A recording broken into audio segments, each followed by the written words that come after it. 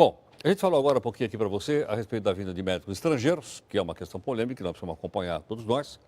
E nesse momento nós vamos conversar com o nosso convidado, que é o Dr. Antônio Carlos Lopes, que é professor da Unifesp e presidente da Sociedade Brasileira de Clínica Médica.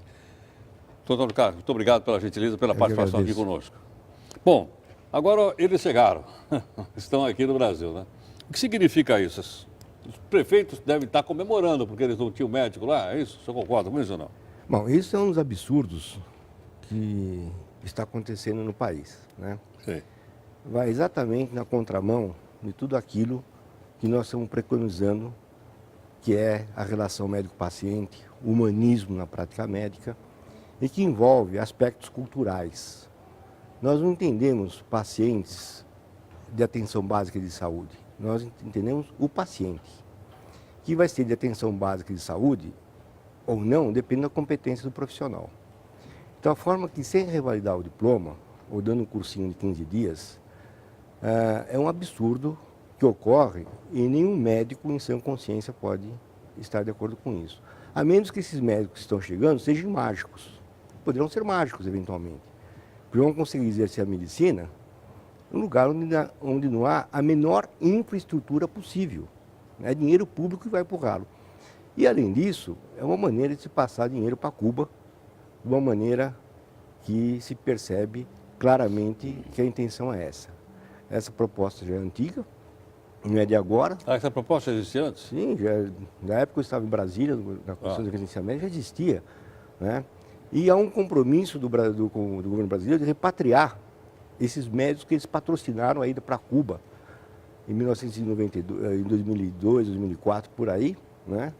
Em que não faziam vestibular, não pagavam escola e tem que repatriar esses indivíduos. E no meio deles veio os outros também, né?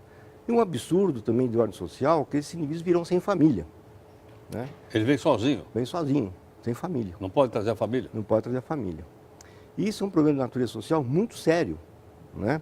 Que vai contribuir, nos mais variados aspectos, à comunidade local, né? Porque a gente pode imaginar o que significa um médico longe da família, longe dos filhos, recebendo uma miséria, né? E o país... Um pouquinho, como assim uma miséria? Porque Não são 10 mil reais por mês? Não, o que vai ser pago para eles é muito pouco. Quer dizer, esse pacote de dinheiro vai para Cuba e Cuba repassa para eles uma quantia muito pequena que não deve chegar, sei lá, a R$1.000 por mês. É a impressão que eu tenho. Certo. Porque o dinheiro não é pago para o médico pelo governo brasileiro. O dinheiro vai para Cuba. Então, deixa eu ver se eu entendi bem. Então, se o médico vier de Portugal ou da Espanha, ele recebe? Ele recebe direto. Se ele vier de Cuba, não recebe o salário? Não recebe. O dinheiro vai para lá e o governo cubano é que vai pagar os coitados que vieram para cá, porque Cuba é o maior exportador de médicos para o mundo. A maior fonte de renda em Cuba é a exportação de médicos, que saem do país e depois têm que fugir para algum outro lugar, como estão os da Venezuela fugindo para os Estados Unidos. Doutor Antônio Carlos, agora, quando o prefeito diz o seguinte, eu não tenho médico lá no meu posto de saúde, eu preciso de um médico. E aí o médico que fica na cidade não vai lá. Veja bem, porque o problema do médico, ele não pode fazer milagre. Ele não trabalha sozinho, ele precisa ter o mínimo de infraestrutura. Eu sou testemunha disso, de aulas que eu dei em vários locais afastados, em que o ambulatório é uma casa de sapé, cheia de insetos em volta. O médico tem só estetoscópio se for o dele, porque se não for o dele, nem isso não existe, né? Então, o que a gente quer não é ser contra que venha médicos de fora, que o médico seja revalidado, que haja um plano de carreira para os médicos, né? E que haja o mínimo de infraestrutura. Então, como é que nós vamos resolver essa questão de não ter médico lá no município de um lugar qualquer? Como é que a gente resolve isso? Através de uma política de governo coerente, séria e não dessa forma. Isso eu comparo... Mas tem gente brasileira para ir lá? Não precisa ter gente brasileira. Poderão servir médicos de fora, desde que façam a revalidação do seu diploma, desde que passem por um exame psicotécnico até. Por que psicotécnico? Porque eu não sei de onde eles vêm, não sei qual é a formação deles, porque um médico quando está bom, está bem no seu país, ele não vem para cá. Isso é evidente. Quem vem para cá é porque está em situação muito ruim no seu país, né? São médicos de baixa qualidade, seguramente, e os exames de revalidação de diploma do passado demonstraram isso. 95% eram reprovados. Eu participei da avaliação de médicos e 90% eram reprovados. E de onde vinham? Vinham de vários lugares, da América do Sul, vinha de Cuba, vinha de outros lugares e eles eram todos reprovados praticamente, não tinham a menor condição. E na medicina, A língua é importante, a comunicação é fundamental. E isso envolve aspectos culturais. De tal forma que nós vemos no Brasil, que tem dimensão continental, que um médico do Sul já tem dificuldade em trabalhar no Norte e Nordeste. Tem diferenças regionais, que são próprias da língua, que são próprias da formação cultural de cada um. Agora, vem esse mundo de indivíduos com formação cultural totalmente diferente, né? E qual é a relação que vai ter com o médico? Qual é com o paciente? Cadê o humanismo na prática médica, que é o que a gente quer? Sim. Então, ninguém é contra isso, mas tem que ser feito de forma adequada, que a academia tem que ser... Não é um corporativismo isso, não, né? De forma alguma. Dos médicos brasileiros, de Não, querer reservar o mercado só para si? Não, porque eles não estão lá. Quer dizer, ele não está reservando absolutamente nada. O que o médico quer é atenção adequada ao doente. Não existe doente do Sistema Único de Saúde, existe doente. Não existe doente para atendimento básico. Existe doente, que tem que ser visto sempre de forma geral e completa. E eu volto a dizer, aquilo que é um atendimento básico para um médico, para um outro mais diferenciado, poderá não ser, como a gente está cansado de se deparar com essas situações aqui em São Paulo, por exemplo. Doutor Antônio Carlos, continuamos nossa conversa aqui um instantinho, só um instantinho, por favor, aqui no posto. Bem, o nosso convidado, o doutor Antônio Carlos Lopes, está aqui conosco, a gente está discutindo um pouco aqui a respeito da presença de médicos estrangeiros no Brasil. Doutor Antônio Carlos, outra questão é o seguinte,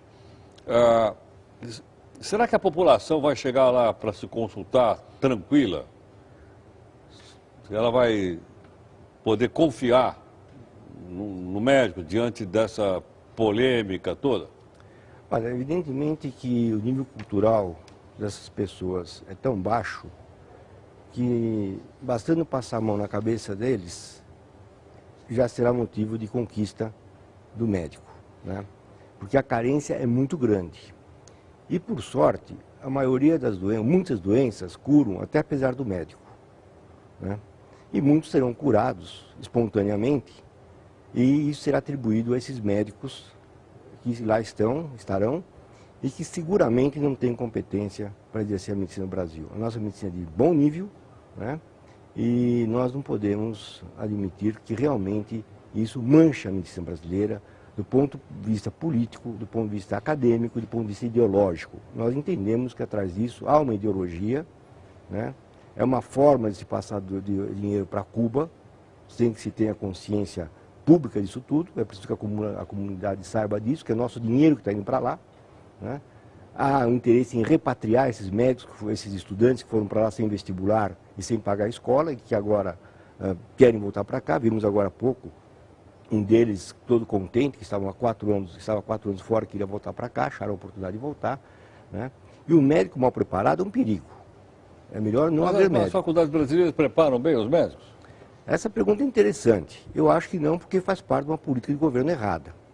Porque abrem escolas médicas onde não há quem ensine, achando que isso vai melhorar a saúde da população. É um erro. Por quê? Porque quem fala sobre isso nunca exerceu a medicina. São médicos que veem a medicina pela janela do gabinete. Nunca tiveram na linha de frente. Imaginam a medicina de uma forma, era totalmente de outra forma, né? Essa linha de médicos é espelho disso. É quem nunca exerceu a medicina, que nunca se defrontou com um diagnóstico difícil para ser estabelecido. Você está falando do ministro Padilha ou não? Não, não me refiro especificamente ao ministro Padilha, porque ele não é sozinho nesse conjunto. É uma equipe que trabalha com ele e que realmente todos estão envolvidos nesse tipo de política que não cria uma carreira de Estado para o médico, né? Como tem para os juízes, que ficam um certo tempo afastados, cria-se uma infraestrutura, depois vão progredindo e chegam às capitais, né? Isso não existe, quer dizer. Então esse médico fica 3 meses ilhado, 3 anos, desculpe, ilhado, para depois, o que vai ser feito com ele? Quais são as normas trabalhísticas que estão contemplando esses médicos? Isso é mão de obra barata, isso é mão de obra escrava, um trabalho escravo, sem dúvida alguma, né? Colocando indivíduos nesses locais. Eu tenho, por exemplo, comigo um ofício da Ordem dos Médicos de Portugal, dizendo que os brasileiros, quando foram para Portugal, foram muito bem atendidos, em lugares adequados, e que isso é uma ofensa a esses médicos que vêm para cá, que são colocados em lugares onde não há a menor infraestrutura, a menor condição de exercer a medicina, a menor condição de sobrevida para esses médicos, inclusive. Tá certo. Doutor Antônio Carlos, muito obrigado aqui pela participação aqui conosco nessa polêmica. Muito grato. Boa noite. Eu que agradeço. Obrigado. Até a próxima. Obrigado.